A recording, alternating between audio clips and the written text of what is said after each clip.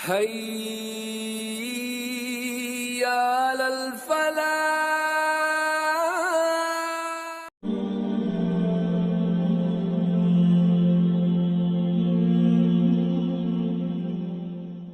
شیطان الرجیم بسم اللہ الرحمن الرحیم وَلَئِنْ أَذَقْنَا الْإِنسَانَ مِنَّا رَحْمَةً ثُمَّ نَزَعْنَاهَا مِنْهُ إِنَّهُ لَيَئُوسٌ كَفُورٌ وَلَئِنْ أَذَقْنَاهُ نَعْمَاءَ بَعْدَ ضَرَّاءٍ مَسَّتْهُ لَيَقُولَنَّ ذَهَبَ السَّيِّئَاتُ عَنِّي إِنَّهُ لَفَرِحٌ فَخُورٌ إِلَّا الَّذِينَ صَبَرُوا وَعَمِلُوا الصَّالِحَاتِ أُولَئِكَ لَهُم مَغْفِرَةٌ وَأَجْرٌ كَبِيرٌ صدق اللہ مولانا وصدق رسول ونحن على ذلك من الشاہدین والشاکرین الحمد للہ رب العالمین اما بعد. محترم ناظرین و ناظرات، السلام علیکم ورحمۃ اللہ وبرکاتہ. ترجمہ: اگر کبھی ہم انسان کو اپنی رحمت سے نوازنے کے بعد پھر اس سے محروم کر دیتے ہیں تو وہ مایوس ہوتا ہے اور ناشکری کرنے لگتا ہے، اور اگر اس مصیبت کے بعد جو اس پر آئی تھی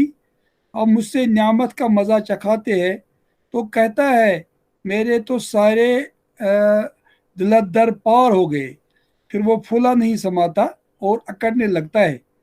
اس عیب سے پاک اگر کوئی ہے تو بس وہ لوگ جو صبر کرنے والے اور نیکوکار ہیں، اور وہی ہے جن کے لیے درگزر بھی ہے اور بڑا اجر بھی. تو یہاں پر اللہ تعالیٰ فرماتا ہے کہ انسان کے ساتھ بہت سارے حالات پیش آتے ہیں. کبھی اس کے ساتھ اللہ سختی کا معاملہ کرتا ہے، کبھی اس پہ انعامات کی بارش کرتا ہے. یہ اصل میں اللہ کی طرف سے آزمائش ہوتی ہے. نہ انسان کے ساتھ جو آسائش کا معاملہ ہوتا ہے نہ وہ حتمی ہوتا ہے، اور جو اللہ اس کے ساتھ جو ہے اس پر نعمتیں اپنی نازل کرتا ہے وہ بھی کوئی حتمی چیز نہیں ہوتی ہے. یہ اللہ کی طرف سے انسانوں کو آزمانے کا ایک ذریعہ ہوتا ہے، کیونکہ دینے والا تو تمام نعمتیں اللہ ہی ہے. اور اللہ کی طرف سے جو آزمائش آتی ہے اس میں اگر انسان جو ہے اچھے حالات سے گزرتا ہو تو اس کو شکر ادا کرنا چاہیے، اور اگر اس پہ حالات ذرا سخت آ جاتے ہیں تو اس کو جو ہے صبر کرنا چاہیے، اور اس کے بعد جو ہے پھر اس کو جو ہے اللہ کے لیے جو ہے اللہ کے سامنے دعا کرنا چاہیے تاکہ اس کی مصیبتیں اس کی پریشانیاں دور ہو جائے. کیونکہ بہرحال مصیبت لانے والا بھی اللہ ہے، اس کو ٹالنے والا بھی اللہ ہے. اور جو صابر اور شاکر لوگ ہوتے ہیں ان کی صفت کیا ہوتی ہے؟ وہ نہ نعمتوں کی وجہ سے اکڑ جاتے ہیں اور اپنے آپ کو جو ہے کچھ بڑا سمجھنے لگتے ہیں، فخر نہیں کرتے ہیں وہ، بلکہ وہ سمجھتے ہیں جتنی نعمتیں اللہ نے دی ہے یہ اس کا فضل ہے، ہماری اپنی کوئی صلاحیت تھی نہیں جو اللہ نے ہمیں دیا ہے. اور جب اللہ اپنی نعمتوں سے اس کو محروم کر دیتا ہے تو وہ سمجھتا ہے اللہ کی نعمتیں تھی تو اسے واپس لے گیا، تو میں تو صبر کروں گا اس پہ، تو نعمت تو اللہ کی دی ہوئی تھی تو میں دعا کروں گا اس سے کہ دوبارہ مجھے نعمت عطا کرے، لیکن میں کوئی شکوہ نہیں کروں گا، میں کوئی شکایت نہیں کروں گا. لیکن اس کے برعکس جو لوگ ایمان سے محروم ہوتے ہیں وہ سمجھتے ہیں کہ جب ان کے پاس کوئی نعمت تھی وہ چھن گئی تو وہ واویلا کرنے لگتے ہیں، اور بعض لوگ تو نعوذ باللہ شکایت کرنے لگتے ہیں اللہ سے. تو اس کا ذکر قرآن میں بار بار آیا ہے. تو یہاں پر ان لوگوں کا ذکر کیا گیا کہ جو نعمتوں کے ملنے کی وجہ سے اکڑتے نہیں ہیں، فخر و مباحات میں مبتلا نہیں ہوتے ہیں، بلکہ صابر و شاکر رہتے ہیں. اور جو لوگ اس کے برعکس ایمان سے محروم ہوتے ہیں ان کا طریقہ یہ ہوتا ہے کہ جب اللہ ان کو کسی نعمت سے نوازتا ہے تو وہ فخر اور غرور سے اپنا سر اونچا کرتے ہیں اور سمجھتے ہیں کہ ہم ان نعمتوں کے مستحق تھے. اور جب ان سے اللہ یہ نعمتیں چھین لیتا ہے، ان پہ کوئی مصیبت ڈال دیتا ہے تو وہ بڑے مایوس ہو جاتے ہیں اور پھر وہ شکایت اور گلہ کرنے لگتے ہیں. تو یہاں پر اس شخص کا ذکر کیا ہے جس کو صابر کہا گیا، وہ ایسا شخص ہے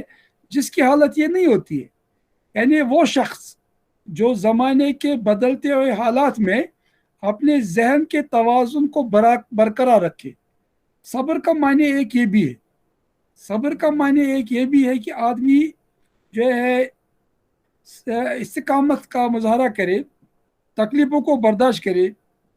اللہ کی راہ میں جو بھی اس کو مصیبتیں پیش آئے، جو بھی پریشانیاں اس سے اس کو لاحق ہو جائے، تو وہ صبر کا دامن ہاتھ سے نہ چھوڑے، بلکہ ہمیشہ اللہ کا شاکر اور صابر بن کے رہے. وہ صابر آدمی ہوتا ہے. اور اس لیے یہ کہا گیا ہے کہ صابر شخص وہ ہے جو وقت کی گردش سے اثر لے کر اپنے مزاج کا رنگ بدلتا نہ چلا جائے، بلکہ ایک معقول اور صحیح رویہ پر ہر حال میں قائم رہے، اور کوئی شکایت نہ کرے وہ، اور وہ یہ سمجھے کہ نعمتوں کا دینے والا تو اللہ ہی ہے، اور فخر کرنے کی چیز کیا ہے. اور خدا کی طرف سے آزمائش چاہے نعمت کی صورت میں آئے یا مصیبت کی صورت میں،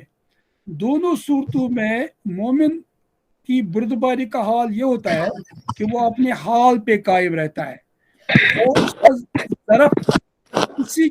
کسی کی بھی کسی بھی چھوٹی یا بڑی مقدار سے چھلک نہ پڑتا ہے. وہ اچھے حالات میں پھول نہیں جاتا ہے اور برے حالات میں مایوس نہیں ہوتا ہے، کیونکہ ایک چھچورے پن کی علامت ہے کہ آدمی جو ہے اچھے حالات میں تو بہت خوش ہے، اور جب کوئی حالات اس کے اوپر برے آ گئے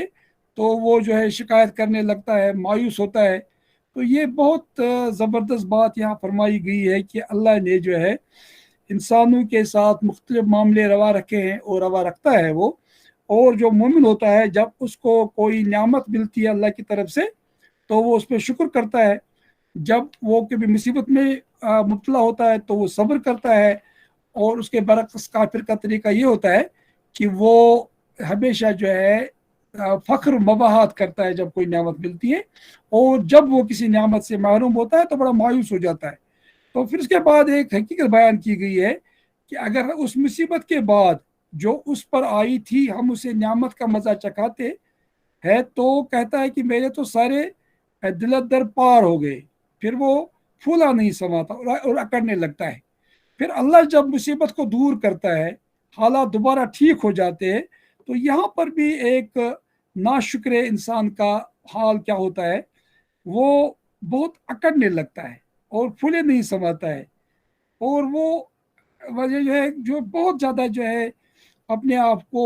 سمجھتا ہے کہ میں بڑا مستحق تھا ان نعمتوں کا، اور عجیب عجیب قسم کی باتیں کرنے لگتا ہے. لیکن اس عیب سے پاک اگر کوئی ہے تو بس وہ لوگ ہیں جو صبر کرنے والے اور نیکوکار لوگ ہیں. وہی ہے جن کے لیے درگزر بھی ہے اور بڑا اجر بھی ہے. تو قرآن پاک میں جیسے سورہ عصر میں فرمایا گیا والعصر ان الانسان لفی خسر الا الذین آمنوا وعملوا الصالحات، یعنی تمام دنیا کے لوگ جو ہے وہ خسارے میں ہے، وہ گاٹے میں ہے، وہ ٹوٹے میں ہے، صرف وہ لوگ اس خسارے سے بچے ہوئے ہیں جو ایمان والے ہیں اور عمل صالح کرتے ہیں اور صبر اور حق کی تلقین کرتے ہیں. یعنی وہ ہمیشہ جو ہے صابر و شاکر رہ کے اللہ کی عبادت کرتے ہیں اور اپنے کام کو انجام دیتے ہیں. اور ان لوگوں کے لیے مغفرت بھی ہے اور بڑا اجر بھی ہے. ان کو دنیا میں بھی اللہ اپنی نعمتوں سے نوازتا ہے جس کے وہ مستحق ہوتے ہیں، جو ان کی قسمت میں ہوتی ہے، اور آخرت میں تو ان کے لیے بہت ہی بڑا اجر ہے، کیونکہ ان کا مقصود اور مطلوب دنیا نہیں ہوتی، ان کا مطلوب اور مقصود اللہ کی رضا ہوتی ہے. اس لیے دنیا میں تو ان کو اپنا حصہ ملتا ہی ملتا ہے، اور آخرت میں بھی ان کو اپنا حصہ ملے گا اور ان کو بہترین اجر ملے گا. اس کے بعد اللہ تعالیٰ فرماتے ہیں وَلَعَلَّكَ تَارِكٌ بَعْضَ مَا يُوحَىٰ إِلَيْكَ وَضَائِقٌ بِهِ صَدْرَكَ أَن يَقُولُوا لَوْلَا أُنزِلَ عَلَيْهِ كَنزٌ أَوْ جَاءَ مَعَهُ مَلَكٌ إِنَّمَا أَنْتَ نَذِيرٌ وَاللَّهُ عَلَىٰ كُلِّ شَيْءٍ وَقِيرٌ. تو اے پیغمبر صلی اللہ علیہ وآلہ وسلم، کہیں ایسا نہ ہو کہ تم ان چیزوں سے کسی چیز کو بیان کرنے سے چھوڑ دو جو تمہاری طرف وحی کی جا رہی ہے، اور اس بات پر دل تنگ ہو کر وہ کہیں گے اس شخص پر کوئی خزانہ کیوں نہ اتارا گیا، یا یہ کہ اس کے ساتھ کوئی فرشتہ کیوں نہ آیا. تم تو محض خبردار کرنے والے ہو، آگے ہر چیز کا حوالہ دار اللہ ہے۔ تو یہاں پر ایک دوسری حقیقت کی طرف اشارہ کیا جا رہا ہے کہ یہ جو مکہ کے کفار تھے، چونکہ ان کے پاس جو ہے کوئی علم تو تھا نہیں، جہالت میں وہ ڈوبے ہوئے تھے وہ لوگ، اور فخر و مباحات کے وہ قائل تھے، حالانکہ وہ خانہ کعبہ کے مجاور بن چکے تھے، ان میں سے قریش کا قبیلہ اور بھی باقی لوگ تھے۔ تو اب وہ پریشان ہو رہے تھے کہ ان کو آخرت کی طرف دعوت دی جا رہی ہے، اب وہ دنیا میں عیش کر رہے تھے، مزے کر رہے تھے، وہ سمجھتے تھے بھائی ہم تو مستحق ہیں عیش آرام کے، اور کبھی مصیبت آتی تو اس پہ پریشانی کرتے تھے، لیکن اکثر سمجھتے تھے کہ ہمیں اتنا کچھ ملا ہوا ہے، شاید ہم صحیح راستے پہ قائم دائم ہے۔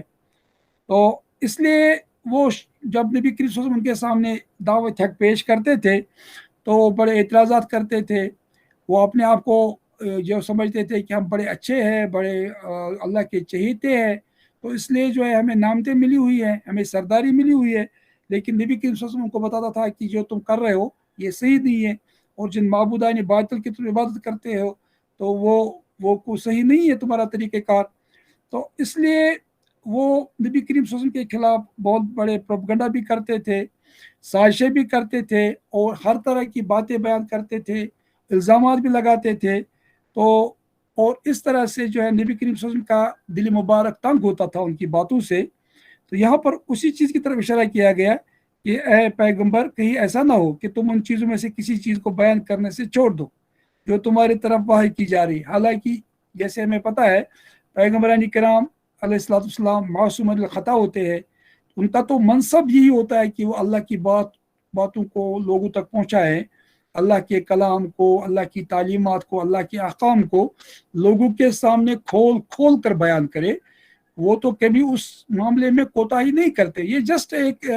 جو ہے سوال کے طور پر کہا گیا کہ یعنی اتنا تنگ نبی کریم صلی اللہ علیہ وسلم کو یہ لوگ کر رہے تھے، لیکن یہ سوال ہی نہیں کہ نبی کریم صلی اللہ علیہ وسلم جو ہے کوئی بات کہنے سے رک جائے، وہ تو اپنا فریضہ انجام دیتے رہیں گے۔ تو جیسے قرآن میں فرمایا گیا لَعَلَّكَ بَاخِعٌ نَفْسَكَ عَلَىٰ آثَارِهِمْ إِن لَّمْ يُؤْمِنُوا بِهَٰذَا الْحَدِيثِ أَسَفًا، یا نبی کریم صلی اللہ علیہ وسلم شاید آپ اپنے آپ کو ہی اس معاملے میں جو ہے تکلیف پہنچائیں گے، اپنے آپ کو نقصان پہنچائیں گے کہ اگر یہ لوگ آپ کی بات پہ ایمان نہیں لاتے، یعنی آپ اتنا چاہتے ہیں کہ یہ لوگ آپ کی بات پہ ایمان لائیں اور آپ بیان کرتے جا رہے ہیں، ماشاءاللہ ان کے سامنے تبلیغ کرتے جا رہے ہیں۔ تو یہ یہاں پر یہ فرمایا گیا۔ پھر اس کے بعد یہ لوگ کہنے لگے، کہتے رہتے تھے کہ ان کے ساتھ کوئی خزانہ کیوں نہیں آیا، اب یہ ٹالنے والی باتیں تھی، یا ان کے ساتھ کوئی فرشتہ کیوں نہیں آیا۔ تو پھر اللہ تعالیٰ فرماتا ہے کہ پیغمبر جو ہے بہت بڑا کام کرنے کے لیے آتے ہیں، اور وہ ہے لوگوں کو اللہ کی طرف دعوت دینا۔ وہ دنیا بانٹنے کے لیے نہیں آتے ہیں کہ دنیا کی چیزیں لوگوں میں تقسیم کریں، بلکہ وہ ہدایت کا جو ہے اہتمام کرتے ہیں لوگوں کے لیے جو ان پہ ایمان لائیں، اور ایک اتنا بڑا کام کرتے ہیں کہ جو کسی خزانے سے جو ہے ممکن نہیں ہے۔ اس لیے ان کے ساتھ کسی خزانے کا ہونا کوئی وہ ضروری تو ہے نہیں، اور اس کی حاجت بھی نہیں ہے۔ جو ان کے پاس خزانہ ہدایت کا ہے تو اس کی طرف دھیان نہیں دیتے لوگ، لیکن وہ کہتے ہیں کہ ان کے پاس کوئی خزانہ کیوں نہیں، اور یا یہ کہتے ہیں کہ اگر وہ واقعی اپنے آپ کو پیغمبر کہتے ہیں تو کوئی فرشتہ اس کے ساتھ ہو اور گواہی دے کہ دیکھو یہ پیغمبر۔ تو تعلیمات کو دیکھنے کے بجائے پیغمبر صلی اللہ علیہ وسلم کی جو باتیں ہیں، جو ہدایات وہ دیتے تھے ان لوگوں کو، ان پہ غور فکر کرنے کے بجائے، ان کے منافع اور ان کی اچھائیوں کو دیکھنے کے بجائے وہ اس قسم کی باتیں کہتے تھے۔ اس کے بعد اللہ تعالیٰ نے فرمایا انما انت نذیر، آپ تو صرف ڈرانے والے ہیں، واللہ علی کل شیء وکیل، تو آگے ہر چیز کا حوالہ دار تو اللہ ہے، یعنی آپ کا کام صرف اتنا ہے کہ لوگوں تک آپ اپنی بات پہنچائے جو اللہ نے آپ کے پاس بھیجی ہے قرآن کی صورت میں، وحی کی صورت میں۔ تو اور ایک بات اس کے بعد فرمائی گئی ام یقولون افتراہ قل فاتوا بعشر صور مثلہ مفترات وادعوا من استطعتم من دون اللہ ان کنتم صادقین۔ اگر آپ لوگ یہ کہہ رہے ہو کہ قرآن نعوذ باللہ نبی کریم صلی اللہ علیہ وسلم نے خود ہی گڑھ لیا ہے، تو ایک چیز کرو کہ تم لوگ 10 صورتیں بنا قرآن جیسی۔ یہ ان کو چیلنج دیا گیا۔ اس سے پہلے جو ہے سورہ یونس میں بھی ان کو چیلنج دیا گیا تھا کہ آپ جو ہے قرآن جیسی ایک صورت لے کے آؤ. تو اس سے جو ہے مولانا مودودی نے استدلال کیا ہے کہ سورہ یونس جو ہے سورہ ہود کے بعد نازل ہوئی ہے، کیونکہ یہاں پر 10 صورتوں کا ان سے مطالبہ کیا گیا کہ اگر آپ سمجھتے ہو کہ قرآن جو ہے نبی کریم صلی اللہ علیہ وسلم نے خود گڑھ لیا ہے نعوذ باللہ، تو تم بھی تو انسان ہو اور تم سب جمع ہو کے قرآن جیسی 10 صورتیں لے کے آؤ. اور سورہ یونس میں ان سے کہا گیا تھا ایک ہی صورت لے کے آؤ. سورہ بقرہ میں کہا گیا کہ قرآن جیسی کوئی کتاب لے کے آؤ تم. یعنی یہ اگر انسان کا کلام ہوتا تو تم سب انسان جمع ہو کے یہ کام کرو. آج کے ویسٹرن اسکالرز بھی کبھی کبھی اعتراض کرتے ہیں، ان کے سامنے بھی یہ چیلنج ہے کہ وہ قرآن جیسی کوئی کتاب لے کے آئے، قرآن جیسی 10 صورتیں لے کے آئے، قرآن جیسی ایک ہی صورت لے کے آئے. کیونکہ جیسے اللہ بے مثال ہے اور کوئی اللہ کی طرح نہیں ہو سکتا ہے، اسی طرح سے اللہ کے کلام کی طرح بھی کوئی کتاب نہیں ہو سکتی ہے، کوئی صورت نہیں ہو سکتی، کوئی چیز نہیں ہو سکتی ہے. اور یہ چیلنج جو ہے قیامت تک کے لیے. یہاں بھی ان سے کہا گیا کہ اگر تم سب لوگ بھی جمع ہو جاؤ اور جو بھی تمہارے معبود ہے، اگر تم خود قرآن کی نقل نہیں کر سکتے ہو، قرآن جیسی کتاب نہیں لا سکتے ہو، یا قرآن جیسی 10 صورتیں نہیں لا سکتے ہو، تو جو تمہارے معبود یعنی باطل ہے ان کے ساتھ مل جل کے جو ہے قرآن جیسی کتاب لے کے آؤ یا قرآن جیسی 10 صورتیں لے کے آؤ. تو معلوم ہوا کہ تم بھی نہیں لا سکتے ہو اور تمہارے معبود یعنی باطل بھی نہیں لا سکتے ہو، اس لیے تم دونوں جھوٹے ہو اپنے دعوے میں جو تم شکایت کر رہے ہو قرآن کے بارے میں کہ نوز باللہ اس کو گڑھ لیا گیا ہے. اور پھر یہ کہا گیا کہ ان کو تم بلاؤ مدد کے لیے تاکہ تمہاری مدد کرے یہ لوگ، یہ تمہارے معبود یعنی باطل جو ہے. اس میں جتنے بھی ہو سکتے ہیں جن کو اللہ کے علاوہ لوگ عبادت کرتے ہیں جن کی، یا ان کو اپنا حاکم سمجھتے ہیں، تو وہ بھی ذرا جمع ہو کے قرآن جیسی کوئی کتاب لے آئے. بڑے بڑے دانشور، بڑے بڑے اسکالر، بڑے بڑے فلاسفر، تو وہ جمع ہو جائے اور قرآن جیسی 10 صورتیں لے کے آئے. قیامت تک کے لیے ان کے لیے چلے جی. تو پھر فرمایا گیا کہ اگر تم سچے ہو، اگر تم انہیں معبود سمجھنے میں سچے ہو، یعنی ان کو بلاؤ وہ تمہاری مدد کرے. پھر اس کے بعد فرمایا گیا فَإِن لَّمْ يَسْتَجِيبُوا لَكُمْ فَاعْلَمُوا أَنَّمَا أُنزِلَ بِعِلْمِ اللَّهِ وَأَنَّ لَا إِلَٰهَ إِلَّا هُوَ فَهَلْ أَنتُم مُسْلِمُونَ. جان لو اگر وہ تمہارے معبود تمہاری مدد کو نہیں پہنچتے تو جان لو کہ یہ اللہ کے علم سے نازل ہوئی ہے، اور یہ اللہ کے سوا کوئی حقیقی معبود، اور اللہ کے سوا کوئی حقیقی معبود ہے بھی نہیں. پھر کیا تم اس امر حق کے آگے سر تسلیم کم کرتے ہو؟ تو یہ ایک دوسری بات بیان کی گئی یہاں پر کہ قرآن کے بارے میں جو لوگ شک کر رہے تھے یا وہ اعتراضات کر رہے تھے نبی کریم صلی اللہ علیہ وسلم سے کہ آپ نے نعوذ باللہ خود اس کو گڑھ لیا ہے، تو ان سے کہا جا رہا ہے کہ تم بھی تو انسان ہو، تم اپنے سب معبودوں کو بھی جمع کرو اور جو تمہارے بڑے بڑے مددگار ہیں ان کو بھی جمع کرو اور قرآن جیسی 10 صورتیں لے کے آؤ. چونکہ تم لا نہیں سکتے ہو اس لیے تمہارا دعویٰ غلط ہے. اور دوسری بات، جن معبودانی باطل کی تم عبادت کرتے ہو ان کو بھی تم پکارو تاکہ وہ تمہاری مدد کرے اس میں، تو وہ تمہاری پکار کو سن کے بھی نہیں دیتے ہیں تو تمہاری مدد کیا کریں گے، اس لیے وہ بھی معبودانی باطل ہے، ان کی کوئی حقیقت ہی نہیں ہے. تو اس کے بعد فرمایا گیا کہ اگر تم یہ سمجھتے ہو کہ ایسا نہیں ہو سکتا ہے، اور یہ بات آپ لوگوں کو ماننی چاہیے کہ اللہ تعالیٰ نے اپنے علم کے ذریعے سے اس کتاب کو نازل کیا ہے، اور وہ ایسا معبود ہے جس کے سوا اور کوئی معبود نہیں ہے. پھر اس کے بعد کیا تم اس امر حق کے آگے سر تسلیم کم کرتے ہو یا نہیں؟ یعنی اب تم کو تو یہ بات مان لینی چاہیے کہ تم قرآن جیسی کتاب نہیں لا سکتے ہو، تمہارے معبودان بھی تمہاری کوئی مدد نہیں کر سکتے ہیں، تو پھر حق تو یہی قرآن ہے، حق تو اللہ ہی ہے جس نے کتاب کو بھیجا اور اس میں اپنی عبادت کا ذکر کیا، عبادت انسانوں کو جس مقصد کے لیے پیدا کیا. پھر اس کے بعد ایک تیسری بات بیان کی جا رہی ہے، یعنی وہ آخرت کے بارے میں اور دنیا کی حقیقت کے بارے میں. من کان یرید الحیات الدنیا وزینتها نضاعف الیہم اعمالهم فیہا وہم فیہا لا یبخسون. یعنی جو لوگ بس اسی دنیا کی زندگی اور اس کی خوش نمائیوں کے طالب ہوتے ہیں، ان کی کارگزاری کا سارا پھل ہم انہیں یہی دیتے اور اس میں ان کے ساتھ کوئی کمی نہیں کی جاتی. उलाइक अल्लज़ीना लैसा लहुम फिल आखिरति इल्ला अन्नार वहबितत मा सनऊ फीहा व बातिल मा कानू यामलून। मगर आखिरत में ऐसे लोगों के लिए आग के सिवा कुछ नहीं है। वहाँ मालूम हो जाएगा कि जो कुछ उन्होंने दुनिया में बनाया वो सब मिलिया मेट हो गया और अब उनका सारा किया धरा महज बातिल है।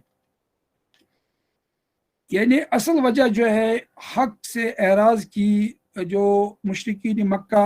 और अरब के जाहिल जो जो बुनियादी वजह उनके हक से एराज की थी, वो ये थी कि वो दुनिया परस्त थे और वो दुनिया की ज़िंदगी को ही सब चाहते थे।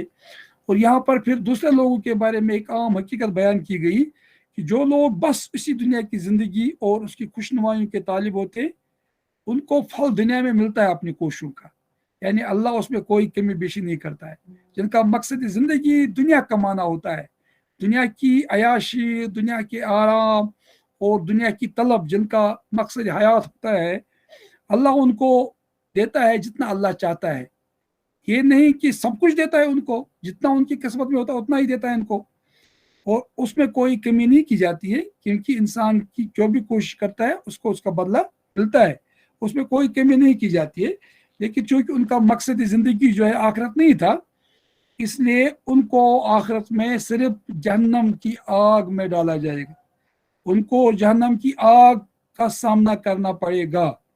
और उनको वहां पर कोई राहत और आराम नहीं मिलेगा। उनको ये गलत फहमी थी कि दुनिया में वो ऐश करते थे, आराम करते थे, अगर आखिरत की ज़िंदगी होगी भी तो वहाँ भी उनके साथ अच्छा ही मामला किया जाएगा। अगर ऐसा ना होता तो दुनिया में उनके साथ अच्छाई क्यों की जाती, उनको दुनिया की तमाम नियामतें क्यों मिल जाती। फिर दूसरी बात यह कही गई कि जो लोग दुनिया की खुशनुमाइयों के तालिब होते हैं और आखिरत के बारे में वो बिल्कुल जो है समझ लो कि गाफिल होते हैं आखिरत से, या वो रियाकारी के लिए तमाम अमाल करते हैं, यहाँ पर उसका भी जिक्र उलमा किराम ने फरमाया, उसकी वजह हम और आगे जाके करेंगे कि असल में जो लोग नेक काम भी करेंगे, इबादत भी करेंगे, रोज़ा भी रखेंगे, हज भी करेंगे, ज़कात भी देंगे, तमाम किस्म के नेक काम करेंगे और उनका मकसद सिर्फ दुनिया हो और दुनिया की जो है तलब हो और बल्कि शोहरत हो उनकी, और वो रियाकारी के लिए सब काम करते हो, उनका हाल भी यही होगा। जैसे नबी करीम सल्लल्लाहु अलैहि वसल्लम ने फरमाया, मन सामा युराई फ़कत अशरका वमन सला युराई फ़कत अशरका वमन तसद्दक़ युराई फ़कत अशरका। जो आदमी रोज़ा रखता है दिखाते दिखाते तो उसने शिरक किया,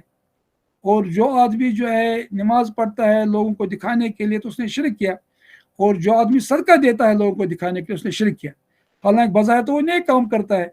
लेकिन उसका मकसद दुनिया की नाम नमूद है, शोहरत है।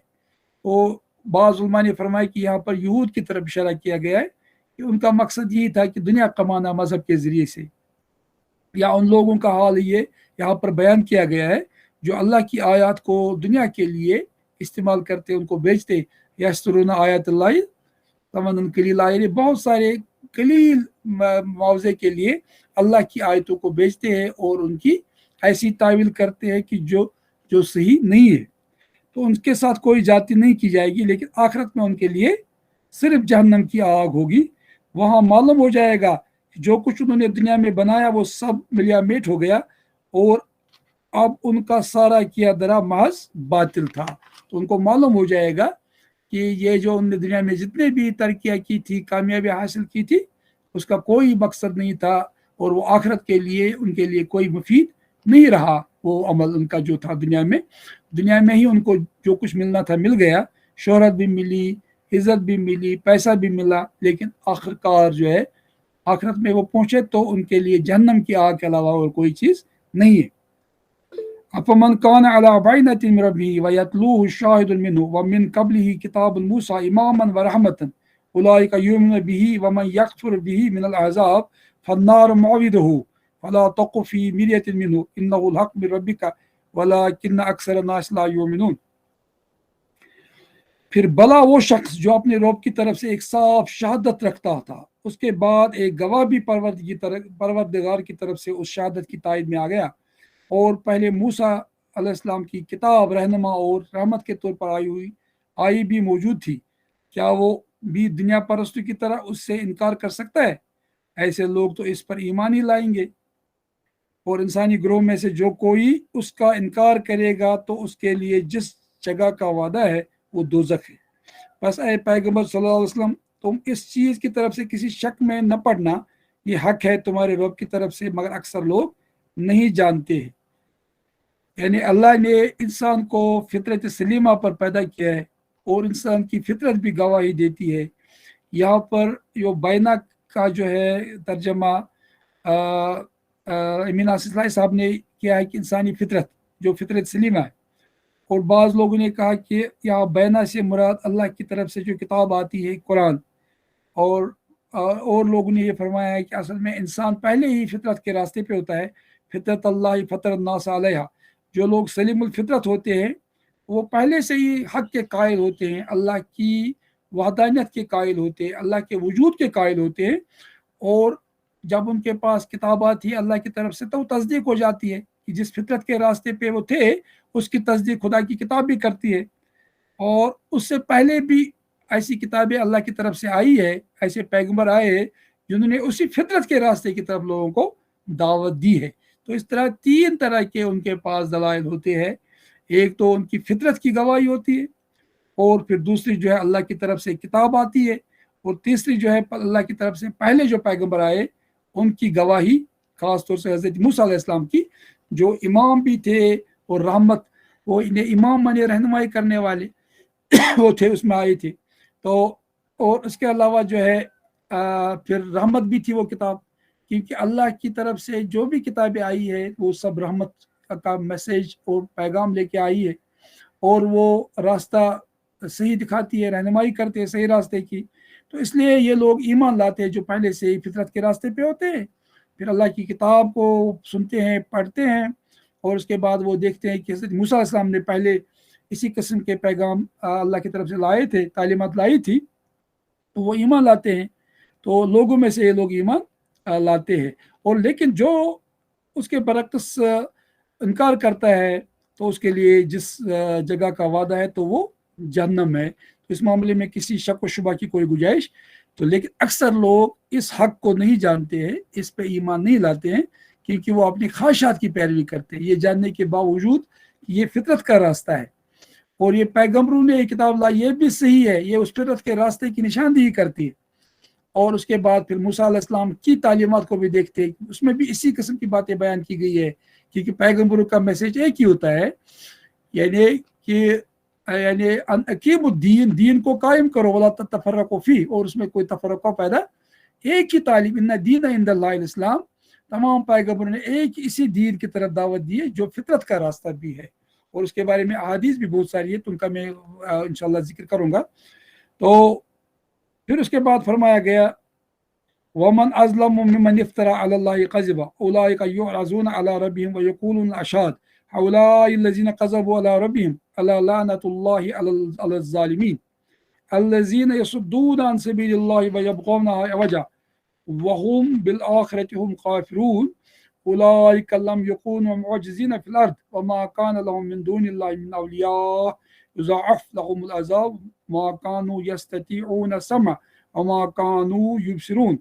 أولئك الذين خسروا أنفسهم وضل عنهم ما كانوا يفترون لا جرم أنهم في الآخرة هم الأخسرون إن الذين آمنوا وعملوا الصالحات وأخبتوا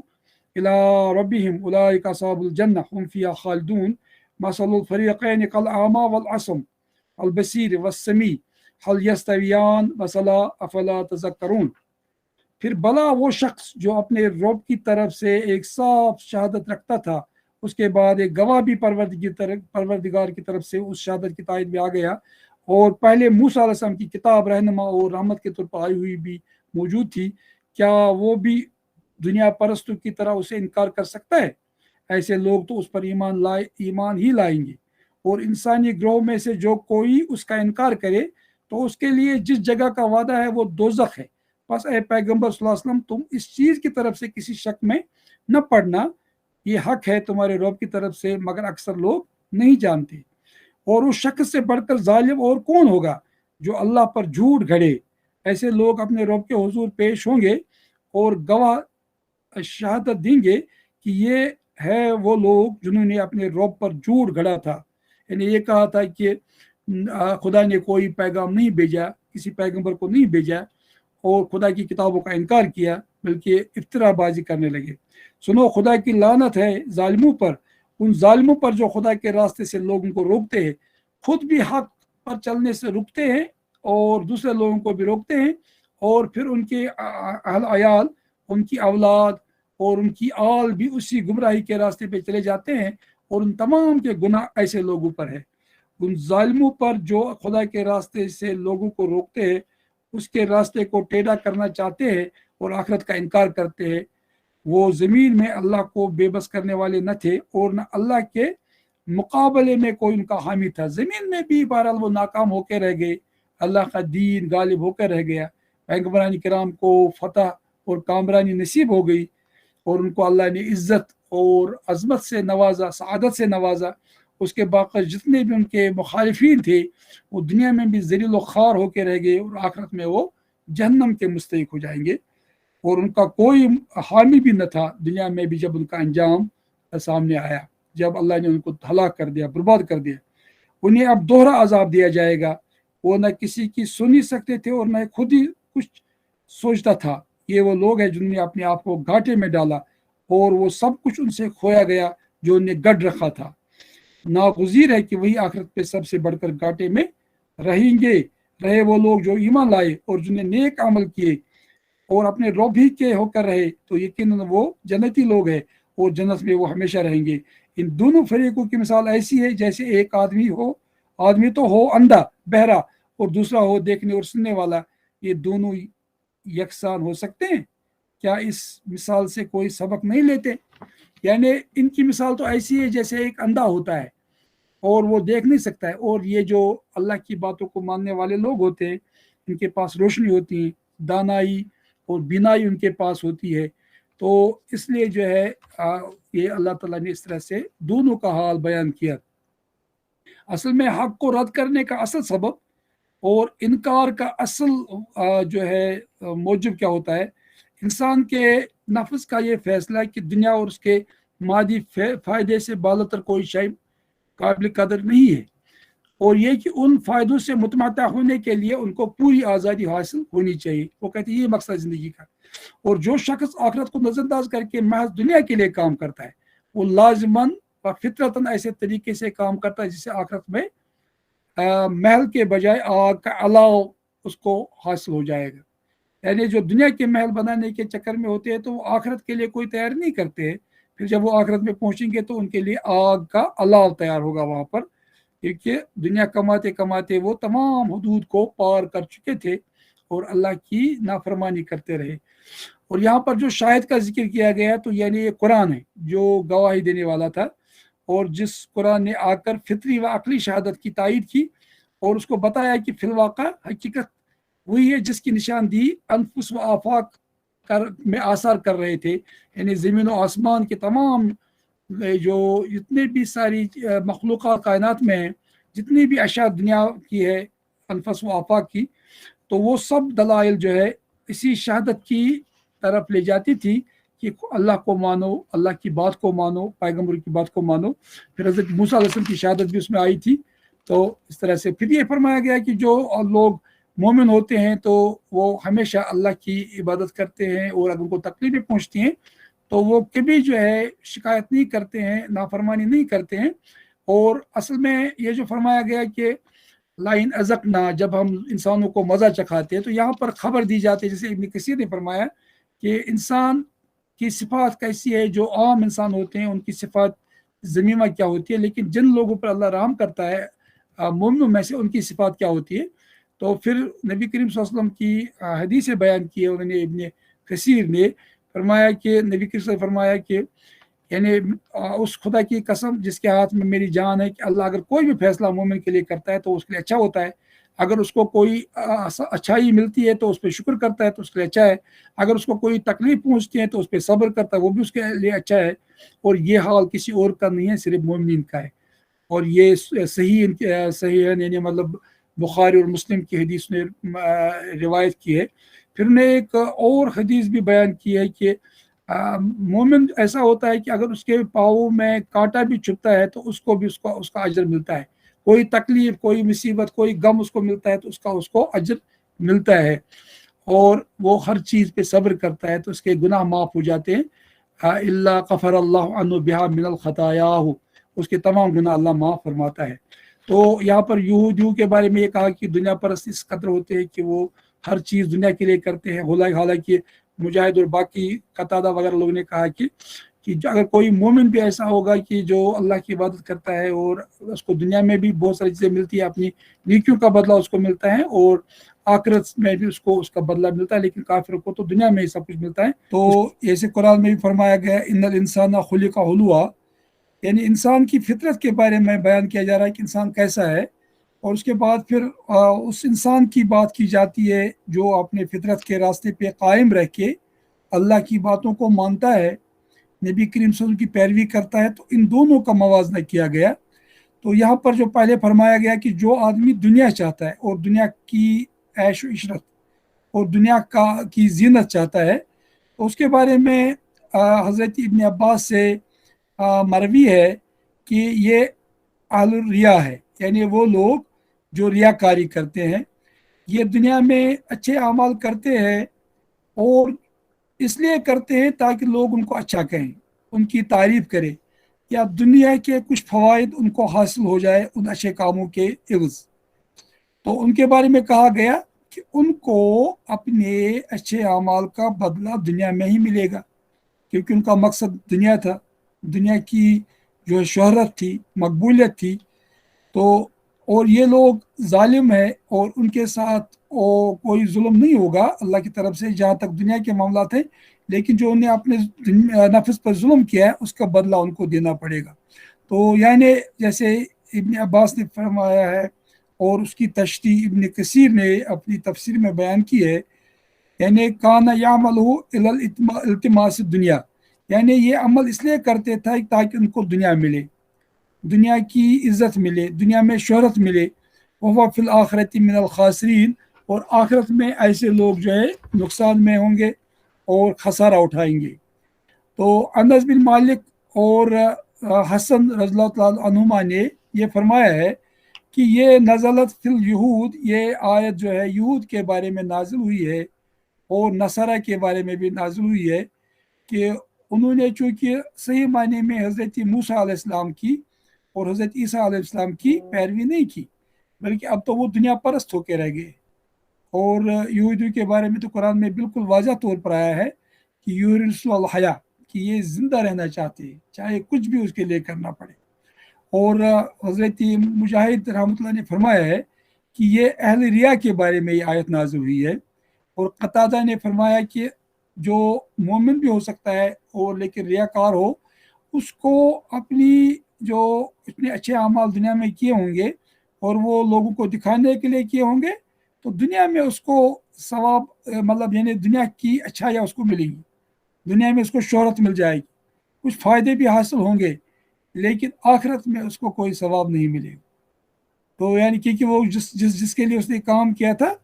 تو وہ اس کو مل گیا، یعنی شوہر لوگوں کو دکھانے کے لیے، تو اس کو واہواہی حاصل ہو گئی دنیا میں۔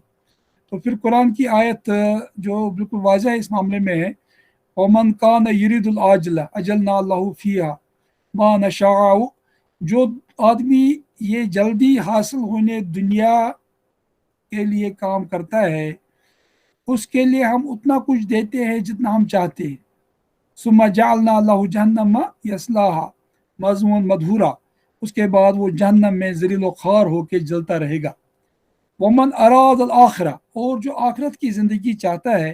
وسعى لها سعيها، اور اس کے لیے مناسب کوشش کرتا ہے، وہ مومن، اور مومن بھی ہے، وہ ایمان والا بھی ہے،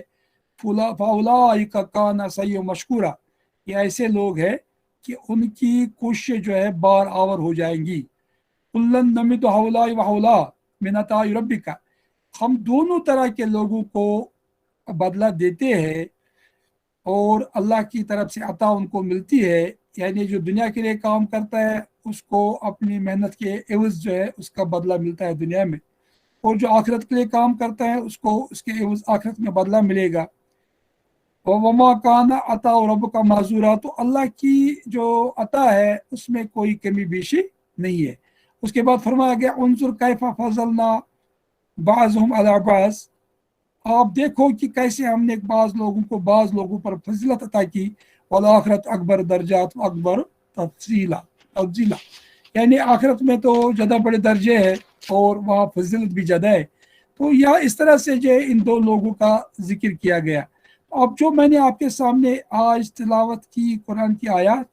तो उनमें यह फरमाया गया भला वो शख्स जो अपने रब की तरफ से एक साफ शहादत रखता था, उसके बाद एक गवाह भी परवरदिगार की तरफ से उस शहादत की तायद में आ गया,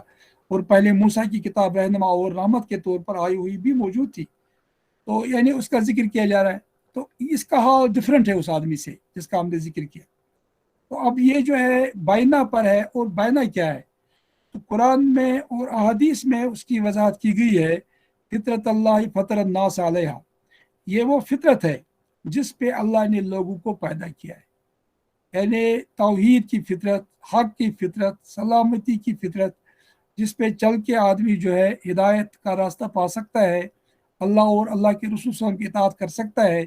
कायनात में भी उसको निशानियों से फ़ायदा होता है। फिर अल्लाह की तरफ से जो उसके पास किताबें आती है उनमें भी आयात होती है, कायनात में भी आयात होती है, दोनों तरह की निशानियों से वो फ़ायदा उठाता है, और वो एक बैना पर होता है। और यहाँ बैना जो है ये फितरत का रास्ता भी बयान किया है लोगों ने, यानी बैना का मतलब है कि फितरत की निशानियाँ जो बिल्कुल वाज़ेह है। और बाज़ लोगों ने बैना की शरह जो है वो कुरान से की है, बाज़ लोगों ने जो है इस्लाम से की है। तो जो भी इसकी तशरीह लोग करें तो सही माने में ये बात है, चाहे वो दीनी फितरत हो, चाहे वो अल्लाह ने जो कायनात बनाई है और जिस फितरत पे इंसान को पैदा किया है वो उसकी तरफ इशारा हो, तो ये सब चीज़ें इसी तरफ हमारी रहनुमाई करती है कि जो आदमी सलीमुल फितरत होता है उसको वो सही रास्ता मिल जाता है। और फिर उसके बाद जैसे शाहिद का जिक्र भी आया है, यानी शाहिदुन मिन्हु, यानी उसके पास शाहिद भी होता है। उस शाहिद के बारे में कहते हैं कि ये मोमिनों के बारे में है, जो अल्लाह की जो अल्लज़ीना हुम अला फितरतिल्लाहि फतरा अलैहा इबादा, यानी ये वो लोग हैं जो उस फितरत पर कायम दायम है जिस पे अल्लाह ने इंसान को पैदा किया है। तो सहीहैन में हज़रत अबू हुरैरा से रिवायत है कि नबी करीम सल्लल्लाहु अलैहि वसल्लम ने फरमाया कुल्लु मौलूदिन यूलद अला फितरा, हर नया पैदा होने वाला बच्चा फितरत के रास्ते पे पैदा होता है। अबावाहु यवहदानुहु अव यनसरानुहु अव यमजसानुहु कमा तुलिदुल बहीमत बहीमा जमा हल तहसुना फीहा मिन जदा, यानी हर बच्चा जो पैदा होता है वो फितरत के रास्ते पे पैदा होता है, दीन फितरत के रास्ते पे पैदा होता है। अबावाह, फिर उसके माँ बाप उसको या तो यहूदी बनाते हैं, या उसको नसरानी बनाते हैं, या उसको मजूसी बनाते हैं। जैसे आप देखते हैं कि जब एक बिचड़ा पैदा होता है, गाय का बच्चा, तो उसके कान उस वक्त छेदे हुए नहीं होते, उनमें कोई छेद नहीं होती, लेकिन बाद में लोग मुशरिकाना अकायद के की वजह से के सबब उसके कान में छेद कर देते हैं। ऐसे ही जब भी कोई बच्चा पैदा होता है, पैदाइश के वक्त वो फितरत के रास्ते पे होता है, उस रास्ते पे जिस पे इंसान को अल्लाह ने पैदा किया, इस कायनात को पैदा किया। और ये बहुत अच्छी तरह से बार बार कुरान में वाज़ह किया गया है कि ये कायनात भी उसी फितरत पे तकवीनी लिहाज से कायम है जहाँ अल्लाह की इताअत ये कर रही है पूरी कायनात। और कुरान ने ये कहा वल्लाहु अस्लम मन फिस समावात वल अर्द, क्या ये उस दीन को छोड़ के, दीनी फितरत को छोड़ के कोई और दीन इख्तियार करना चाहते हैं, जबकि ज़मीन और आसमान की हर चीज़ उसी दीन पे कायम है जिस पे अल्लाह ने उनको पैदा किया है। वल्लाहु अस्लम मन फिस समावात वल अर्द, और ज़मीन और आसमान की तमाम चीज़ों ने अल्लाह के सामने जो है इताअत का जो है एक रवैया इख्तियार किया हुआ है, तावन और करहन, चाहते हुए या न चाहते हुए। यानी अल्लाह ने इस कायनात को उसी दीन पे कायम किया है, उसी दीन पे पैदा किया है जिस पे इंसानों को पैदा किया गया है, और फिर अल्लाह अपनी निशानियों के ज़रिए से उसी दीन की तरफ انسانوں کی رہنمائی کرتا ہے، پھر پیغمبروں کے ذریعے سے اسی دین کا ذکر کیا جاتا ہے، تذکیر کی جاتی ہے، اور اس طرح سے کتابیں آتی ہیں تو وہ اسی دین کی طرف رہنمائی کرتی ہے۔ صحیح مسلم میں بھی ایک حدیث آئی ہے جہاں پر اس کو حدیث قدسی کہتے ہیں، جو اللہ کی طرف سے نبی کریم صلی اللہ علیہ وسلم جو ہیں بیان فرماتے ہیں، یقول اللہ، اللہ نے فرمایا، انی خلقت عبادی حنفاء، ہم نے بندوں کو جو ہے بالکل صحیح راستے پہ قائم کیا، یعنی حق کے راستے پہ، توحید کے راستے پہ۔ فجاءتہم الشیاطین، ان کے پاس پھر شیاطین آ گئے اور ان کو فجتعلہم عن دینہم، اور ان کو دین سے دور کر دیا، وحرمت علیہم ما احللت لہم احللتہ، یعنی ان کے لیے وہ چیز حرام کی جو میں نے ان کے لیے حلال کیا تھا، احللت لہم وامرتہم، اور جو اس کا میں نے ان کو حکم دیا تھا، لیکن شیطان نے ان کو حکم دے دیا کہ ان یشرکوا بی، کہ وہ میرے ساتھ شریک کرے، ما لم انزل بھی سلطانہ، اس چیز کے ذریعے سے جس کے لیے کوئی اللہ نے سند نازل نہیں فرمائی۔ اور یہ ایک حدیث اور بھی اس معاملے میں آئی ہے جو مسند اور سنن میں آئی ہے، کل مولود یولد علی ھذہ الامہ، یعنی ہر آدمی اس دین پہ قائم ہوتا ہے، اس امت کے دین پہ قائم ہوتا ہے، اس وقت تک وہ اسی دین پہ قائم رہتا ہے جب وہ زبان میں سے بولنا شروع کرتا ہے، جب اس کے پاس بولنے کی طاقت آ جاتی ہے، تب تک وہ مومن ہوتا ہے، دین حق پہ قائم ہوتا ہے، فطرت کے راستے پہ قائم ہوتا ہے۔ اس کے بعد اس کو اپنے والدین یا ماحول اس دین سے دور کرتا ہے۔ تو یہاں پر یہ معلوم ہوا، فالمومن باقٍ علی ھذہ الفطرہ، مومن جو ہوتا ہے وہ اسی فطرت پر قائم رہتا ہے، اور باقی لوگ بگڑ جاتے ہیں۔ تو پھر یہ جو فرمایا گیا وَيَتْلُوهُ شَاهِدٌ مِّنْهُ، تو اس کے بارے میں کہا گیا، یہ بھی کہا گیا کہ یہاں سے مراد حضرت جبریل علیہ السلام، جس کی روایت جو ہے ابن عباس نے فرمائی ہے، اور حضرت علی کرم اللہ وجہ اور حضرت حسن رضی اللہ تعالیٰ اور باقی جو تابعین تھے، انہوں نے فرمایا کہ ہوا محمد صلی اللہ علیہ وآلہ وسلم۔ تو اس کے بارے میں پھر ابن کثیر فرماتے ہیں کہ یہ باتیں بالکل صحیح ہے، دونوں باتیں صحیح ہے، چاہے اس کو آپ جبریل علیہ السلام کہو، چاہے نبی کریم صلی اللہ علیہ وسلم کہو، تو بہرحال دونوں صحیح ہے، کیونکہ یہ سب جو ہے یہ ہمیں دینی فطرت کی طرف دعوت دیتے ہیں جس پہ انسان کو پیدا کیا گیا ہے۔ ایک طرف تو بائنا، جو پہلے ہی کائنات میں بائنات پھیلی ہوئی ہے، ان سے بھی آدمی کو اللہ کے بارے میں، آخرت کے بارے میں اور رسالت کے بارے میں ایک یقین پیدا ہوتا ہے۔ اللہ نے اس کائنات کو ایک مقصد کے لیے پیدا کیا ہے، اور اس کی نشاندہی دنیا کی ہر چیز کرتی ہے۔ فی کل شیء لہ آیۃ تدل علی انہ واحد، زمین اور آسمان کی ایک ایک چیز اس بات کی دلالت کرتی ہے کہ اللہ واحد وحدہ لا شریک، عبادت کے لائق، تو اس نے اس کائنات کو بنایا۔ اس کائنات کا ایک خالق اور مالک ہے جس نے انسانوں کو پیدا کرنے کے بعد ان کی زندگی کا ایک مقصد متعین کیا، اور اس مقصد کو بتانے کے لیے مختلف اوقات میں اپنے رسول بھیجے، اپنی کتابیں بھیجی، اور انسان کی فطرت میں بھی یہ ودیت کی یہ بات کہ وہ توحید کو پہچانے، اور کائنات کی آیات سے بھی، نشانیوں سے بھی اس کو اسی چیز کی طرف رہنمائی ہوتی رہتی ہے۔ تو اس طرح سے چاہے ہم بائنا کی بات کریں، چاہے ہم شاہد کی بات کریں، اس سے اسی دین حق کی طرف ہماری رہنمائی ہوتی ہے۔ تو بعض لوگوں نے اور بھی معنی بیان کیے، لیکن صحیح بات وہی ہے جو پہلے بیان کی گئی، اور اس کی وضاحت خود ابن کثیر نے فرمائی ہے۔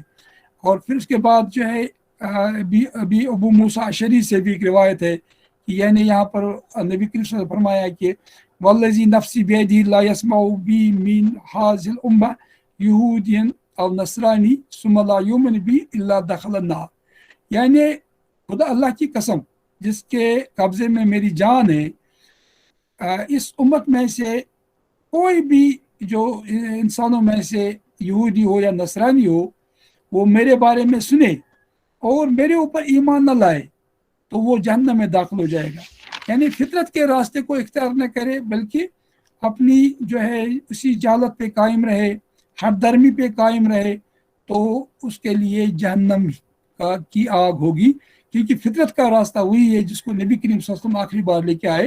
اور اس راستے کو پہلے وضاحت کے ساتھ دوسرے پیغمبران کرام نے بھی لوگوں کے سامنے پیش کیا تھا، اور جس پہ شہادت حضرت موسیٰ علیہ السلام نے بھی دی تھی، جس کا ذکر پہلے ہی آ چکا ہے، کہ ایسے سے میں نے پہلے کہا۔ پھر بھلا وہ شخص جو اپنے رب کی طرف سے ایک صاف شہادت رکھتا تھا، اس کے بعد ایک گواہ بھی پروردگار کی طرف سے اس شہادت کی تائید میں آ گیا، اور پہلے موسیٰ کی کتاب رہنما اور رحمت کے طور پر آئی ہوئی تھی اور وہ موجود تھی، تو یعنی حضرت موسیٰ علیہ السلام بھی وہی تعلیم لے کے آئے تھے، اور تمام پیغمبران کرام وہی تعلیم لے کے آئے تھے جو اس دین فطرت کی وضاحت کرتے ہیں جس پہ انسانوں کو اللہ نے پیدا کیا ہے۔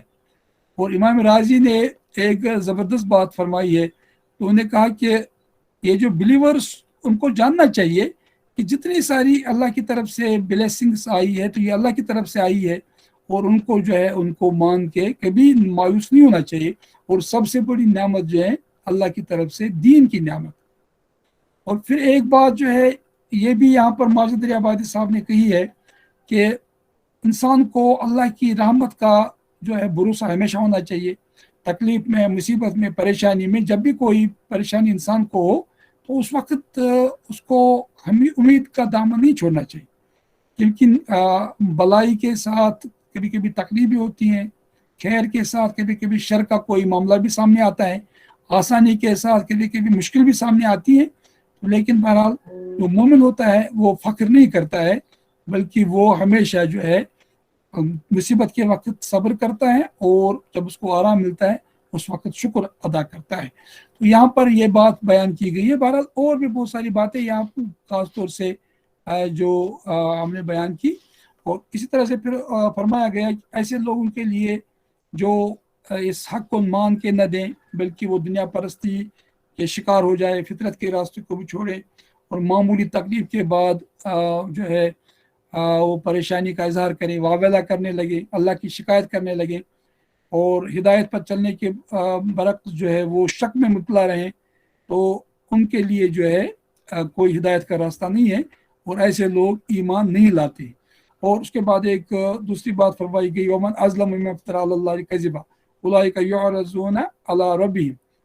تو یعنی جو لوگ جو ہے اللہ پر جھوٹ گڑتے ہیں، اللہ پر الزام لگاتے ہیں، ایسے لوگ اپنے رب کے حضور پیش ہوں گے اور گواہ شہادت دیں گے کہ یہ ہے وہ لوگ جنہوں نے اپنے رب کو پر جھوٹ گڑا تھا۔ سنو خدا کی لعنت ہے ظالموں پر، ان ظالموں پر جو خدا کے راستے سے لوگوں کو روکتے ہیں اور اس راستے کو ٹیڑھا کرنا چاہتے ہیں اور آخرت کا انکار کرتے ہیں۔ تو یہ ایک دوسری بات یہاں بیان کی گئی ہے کہ خود اس ہدایت کے راستے پہ چلنے کے بجائے، جس کے لیے واضح دلائل انسان کی فطرت میں بھی موجود ہے، کائنات میں بھی موجود ہے، پیغمبران کرام بھی اسی دعوت کو لے کے آئے ہیں، اور پھر نبی کریم صلی اللہ علیہ وسلم نے اس دعوت کو اتنی اچھی طرح سے واضح کیا کہ وہ بالکل کھل کے سامنے آ گئی، اور جس کی طرف جو ہے ہر پیغمبر کی تعلیم نے آج تک دعوت دی ہے اور دیتے رہے ہیں، اس کے باوجود بھی ایمان نہیں لایا، تو اور اس کے برعکس انہوں نے جو ہے اللہ پر افترا جو ہے باندھی، اللہ پر جھوٹ باندھا، اللہ کے بارے میں ایسے باتیں کی، بیہودہ باتیں کی، تو ان کے خلاف کل گواہی دینے والے گواہی دیں گے، اور وہ گواہی دینے والے پیغمبران کرام ہوں گے، جیسے بہت سارے علماء کرام نے اس کی وضاحت کی ہے کہ یہ گواہی دینے والے ہوں گے جو اللہ نے ہر دور میں پیغمبر بھیجے، وہ گواہی دیں گے، اور اس کے علاوہ جو فرشتے اللہ نے انسانوں پر جو ہے ان کے ساتھ رکھے ہیں وہ گواہی دیں گے، اور پھر انسان کے اعمال گواہی دیں گے ان کے خلاف، جن لوگوں نے اللہ کے اوپر جو ہے الزام گڑ لیے یا جھوٹ اور افترا باندھا، تو ان کے خلاف جو ہے پیغمبر کی گواہی ہوگی، فرشتوں کی گواہی ہوگی، اور انسانوں کے اپنے اعضاء و جوارح کی بھی ان کے خلاف گواہی ہوگی۔ تو اس کے برعکس پھر جو لوگ ایمان والے ہیں جن کا ذکر یہاں پر کیا گیا ہے، ان کے ساتھ اللہ کا احسان ہوگا، اور ان کے ساتھ اللہ جو ہے ہر طرح کی اچھائی فرمائے گا۔ ان الذین آمنوا وعملوا الصالحات واخبتوا الی ربہم اولئک اصحاب الجنہ هم فیہا خالدون، یعنی رہے وہ لوگ جو ایمان لائے اور جنہوں نے نیک عمل کیے اور اپنے رب ہی کے ہو کر رہے تو یقیناً وہ جنتی لوگ ہیں اور جنت میں وہ ہمیشہ رہیں گے۔ اس کے برعکس دوسرا طبقہ لوگوں کا ایسا ہے جو حق کو مانتے ہیں، پیغمبر کی بات کو تسلیم کرتے ہیں اور اس پہ چلنے کی کوشش کرتے ہیں اور ایمان پر قائم دائم رہتے ہیں۔ ان کا حال یہ ہے کہ وہ ایمان کے بعد عمل صالح انجام دیتے ہیں اور پھر عمل صالح کے بعد وہ تقوی کا راستہ اختیار کرتے ہیں اور تزکیہ کا راستہ اختیار کرتے ہیں، کیونکہ یہاں پر جو ہے ایک تو ایمان کا ذکر آیا ہے، ایک عمل صالح کا ذکر آیا اور اخبات کا ذکر آیا۔ تو ان سے یہ بات معلوم ہوتی ایمان کے بعد عمل صالح اور عمل صالح کے بعد تزکیہ نفس کی کوشش کرتے رہتے ہیں، وقبۃ الی ربہم، اور ہمیشہ اپنے رب کی طرف جو ہے متوجہ رہتے ہیں۔ اولئک اصحاب الجنہ هم فیہا خالدون، یہ ایسے لوگ ہیں جو جنت والے ہیں اور ہمیشہ وہ جنت میں رہیں گے۔ مثل الفریقین کالاعمی والاصم والبصیر والسمیع هل یستویان مثلا افلا تذکرون۔ اب یہ دو گروہ ہے، ایک طبقہ ایسا ہے، ان کی مثال کیسی ہے؟ جیسے ایک آدمی تو ہوا اندھا بہرا اور دوسرا ہوا دیکھنے اور سننے والا، کیا یہ دونوں یکساں ہو سکتے ہیں؟ تو جو اللہ کی آیات کا انکار کرتے ہیں، فطرت کے راستے پہ نہیں ہوتے ہیں اور بلکہ وہ ہر درمی سے کام لیتے ہیں، اللہ کے رسول کی بات کو نہیں مانتے ہیں اور اللہ پہ جھوٹ باندھتے ہیں، تو یہ اندھے اور بہرے لوگ ہیں۔ اور دوسرے طبقے کے لوگ جو ایمان لاتے ہیں وہ دیکھنے اور سننے والے لوگ ہیں۔ تو اللہ فرماتا ہے کہ کیا یہ یکساں ہو سکتے ہیں؟ کیا اس مثال سے کوئی سبق نہیں لیتے؟ تو یعنی ہم اس مثال سے سبق لے سکتے ہیں کہ دو طرح کے رویے بھی ہیں، دو طرح کے لوگ بھی ہیں، اور ان کے اعمال اور ان کے افکار اور ان کی سوچ میں زمین آسمان کا فرق ہے۔ ایک اندھا ہے اور دوسرا جو ہے روشنی سے ہمکنار ہے اور وہ چیزوں کو دیکھتا ہے، اس کے سامنے حق ہے اور وہ حق پہ چلنے کی کوشش کرتا ہے، تزکیہ نفس سے کام لیتا ہے۔ اور اس طرح سے دونوں گروہ کی مثال یہاں پیش کی گئی تاکہ یہ آدمی سمجھ لے کہ اللہ نے جو راستہ حق کا پیش کیا ہے اور اس کے لیے پیغمبر کی گواہی بھی ہمارے سامنے ہے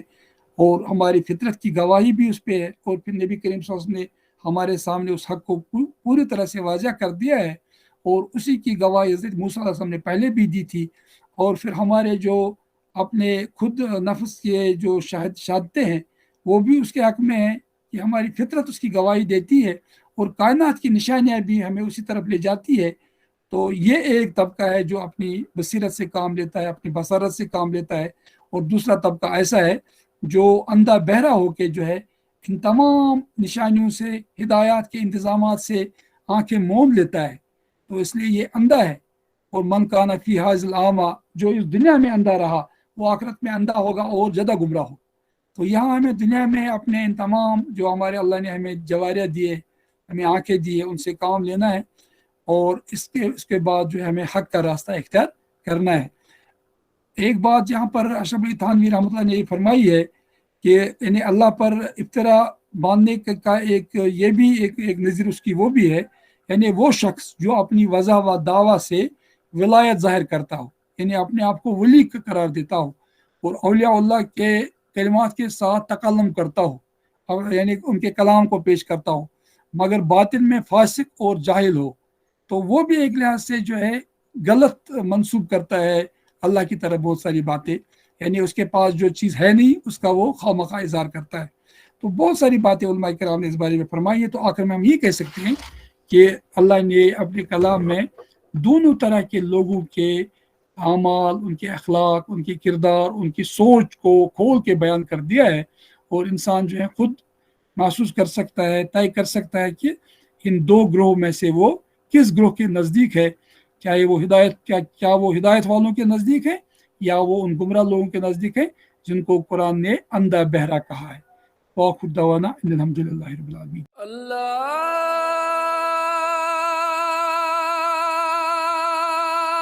اکبر، اللہ